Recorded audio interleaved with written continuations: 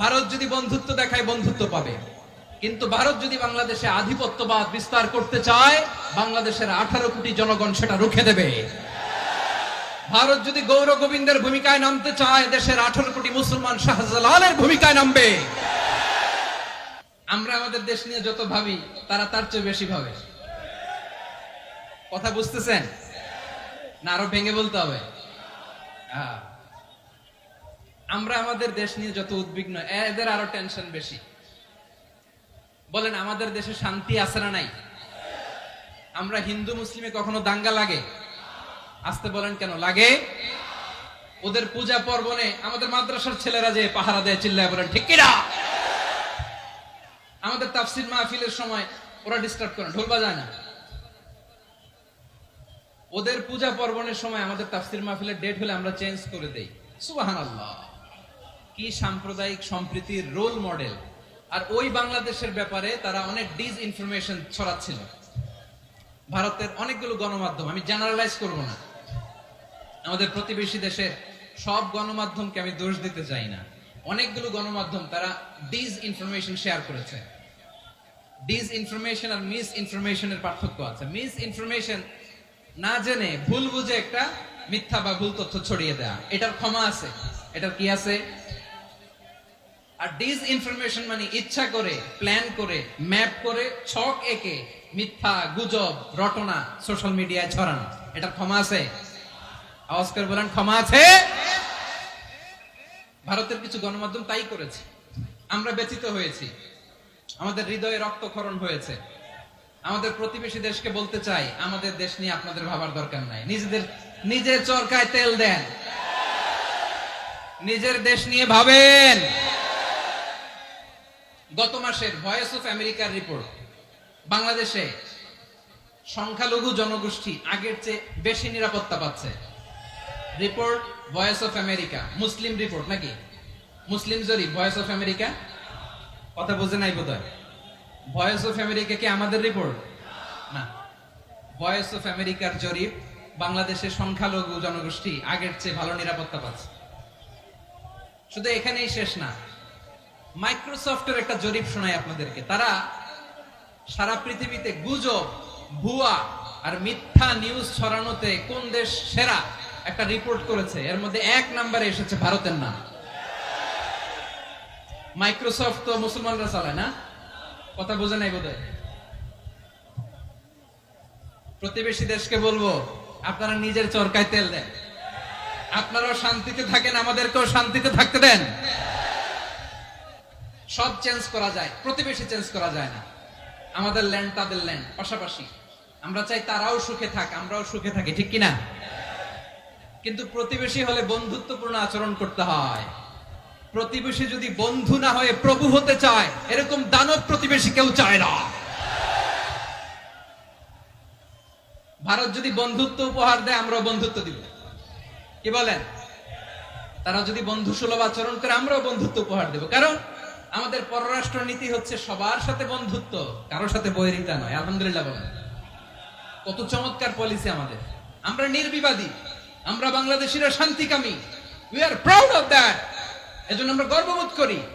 আমাদের পররাষ্ট্র নীতি সবার সাথে বন্ধুত্ব, কারোর সাথে শত্রুতা নয়।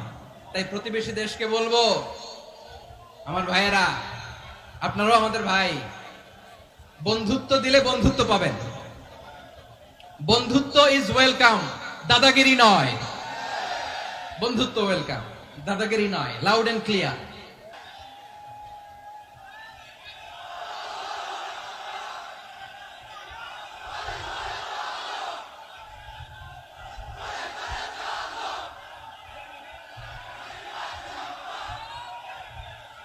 প্রিয় ভাইয়েরা, আমরা বন্ধুত্বে বিশ্বাসী, শত্রুতায় নই, ঠিক কিনা বলেন? আল্লাহ আমাদেরকে বোঝার তৌফিক দান করুক। তাহলে এই যে তারা বলেছে এদেশে সংখ্যালঘুরা কষ্টে আছে, দুঃখে আছে, এটা কি ঠিক? বলেন, এটা কি ঠিক? না, তারা ডিসইনফরমেশন শেয়ার করেছে, এটা ঠিক নয়। আমার প্রতিবেশী বন্ধু রাষ্ট্রকে বলবো, আপনারা এটা করবেন না, এটা করবেন না। আমরা শান্তিতে আছি, আপনারাও শান্তিতে থাকেন, আমাদেরকেও শান্তিতে থাকতে দেন। এই যে চিটাগাংয়ের অ্যাডভোকেট আলিফ হত্যাকাণ্ডে গোটা বাংলাদেশ আমরা ধৈর্যের পরাকাষ্ঠা দেখিয়েছে, চিল্লায় বলেন ঠিক কিনা? আমাদের নেতা আমাদেরকে ডেকেছে, আমরা শান্ত থেকেছি। আমরা শান্ত থাকতে চাই, আমরা ঐক্যবদ্ধ থাকতে চাই। যে কোনো ষড়যন্ত্র রুখে দেওয়ার জন্য ঐক্যবদ্ধ প্রচেষ্টার কোনো বিকল্প নাই।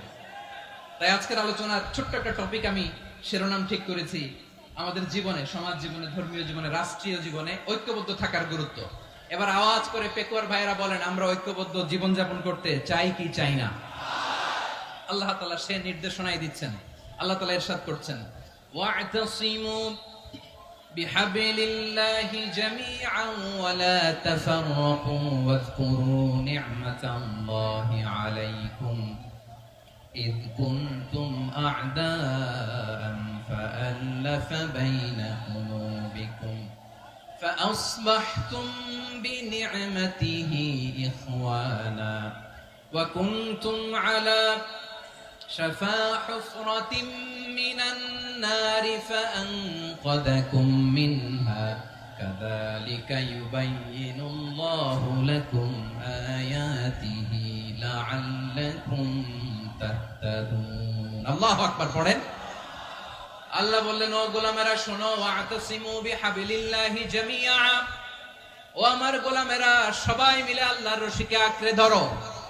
আল্লাহর রশি হলো ইসলাম, আল্লাহর রশি হলো কোরআন। আল্লাহ বললেন, কোরআনকে আঁকড়ে ধরো, ইসলামকে আঁকড়ে ধরো।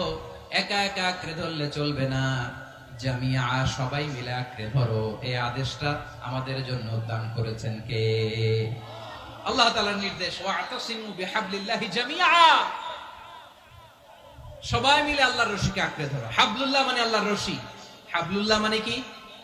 রশি। এই হাবলুল্লাহ আল্লাহর রশি বা আল্লাহর রজ্জু দ্বারা উদ্দেশ্য হচ্ছে ইসলাম। আল্লাহর রশি দ্বারা উদ্দেশ্য কি?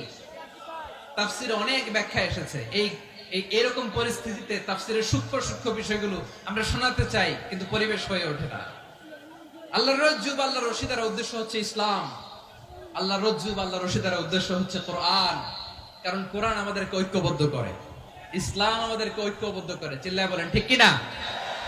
এজন্য আল্লাহ বললেন, তোমরা আমার রশিকে আঁকড়ে ধরো, বিচ্ছিন্ন হয়ে না। আমার দেয়া নেয়ামতগুলো স্মরণ করো।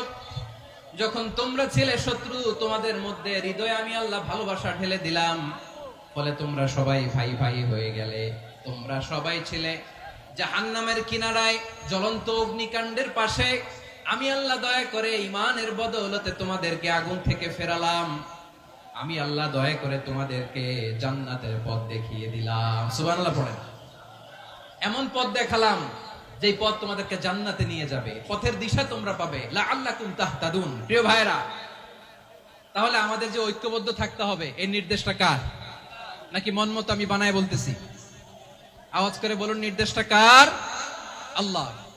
তাহলে আমাদেরকে ঐক্যবদ্ধ জীবন যাপন করতে হবে। প্রিয় ভাইরা, ইসলাম আমাদেরকে ঐক্যবদ্ধ করে। ইসলাম আমাদেরকে কি করে? সংঘবদ্ধ করে, ঐক্যবদ্ধ করে। বিচ্ছিন্ন হওয়া যাবে না। বিরোধ, বিচ্ছিন্নতা, মতানৈক্য, এগুলো আমাদেরকে ধ্বংস করে, আমাদেরকে দুর্বল করে। আর আমাদের ঐক্যবদ্ধ প্রচেষ্টা আমাদেরকে বিজয়ের দিকে এক ধাপ এগিয়ে নেয়। চিল্লায় বলেন ঠিক কিনা? এজন্য আল্লাহ বললেন, ওয়া'তাসিমু বিহাবলিল্লাহি জামিআ, তোমরা আল্লাহর রশিকে আঁকড়ে ধরো, তোমরা ঐক্যবদ্ধ জীবন যাপন করো, তোমরা বিচ্ছিন্ন হইও না। বিচ্ছিন্ন হইলে লস, ঐক্যবদ্ধ হলে সেখানে কল্যাণ আছে না নাই? মাইকে কি সমস্যা হয়েছে কোনো? এবার ঠিক আছে।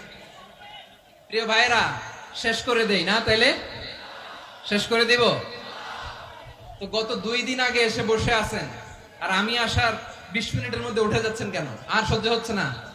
আর পারতেছেন না? হ্যাঁ, বসেন। যাদের খুব জরুরত তাদেরকে বের হইতে দেন।